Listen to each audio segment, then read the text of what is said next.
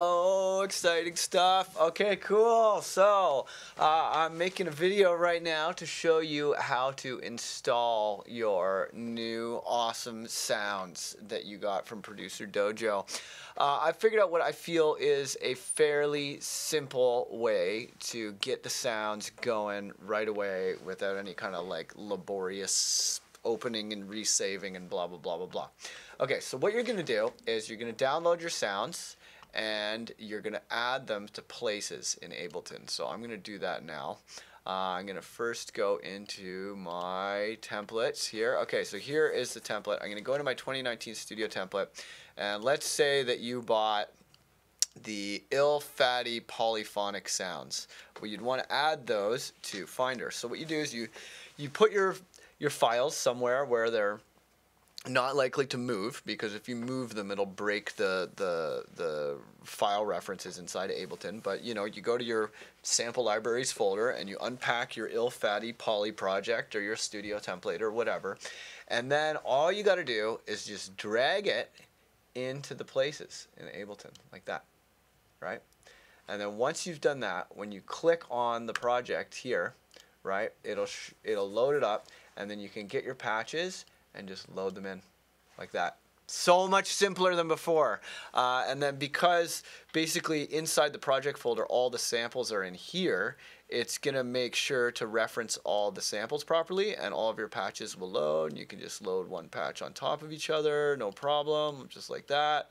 Load them in nice and quick, everything comes up quick. And then if you decide, like, let's say you're like, I'm in love with this slow res sound, I'm gonna use that in all my tracks, I want that in my library. Well, you can put it into your Ableton library by just clicking the Save button. But before you do that, you're going to want to go to the File Folder Preferences here, or no, the Library Preferences? Yeah, the Library Preferences, and go to this Collect on Export and save it to put it to Ask. So if you put it on Never, it will never put the samples into your library. If you put it on Always, it will always put your samples in your library. I like to put it on Ask. And then this is like, if you're ever doing the Collect All and Save in Ableton, it's going to ask you whether to put the files in, and likewise if you're putting something in your library. So then if I want to save this to my library, I'll hit save, and it'll say, what kinds of samples do you want to use? And you put everything except for the factory packs, and then hit copy, and then it will move those samples into your library, and you'll have them in your library. It's probably not necessary if you have this poly project added to places. It's probably not necessary to put on your library. But let's say you have all your samples on an external drive and you're not taking that external drive on vacation with you, then you're probably going to want to have the patches in your library. But because these are pretty big libraries, like the new studio template's like 4 gigs, and then all these Moog patches is probably like 2 gigs or something, I decided I'd give you the option and just show you the simple way and let you manage it however you like. But yeah, it's a pretty straightforward process. Just whatever folder you want. Let's say I want these ill subs, drag them over.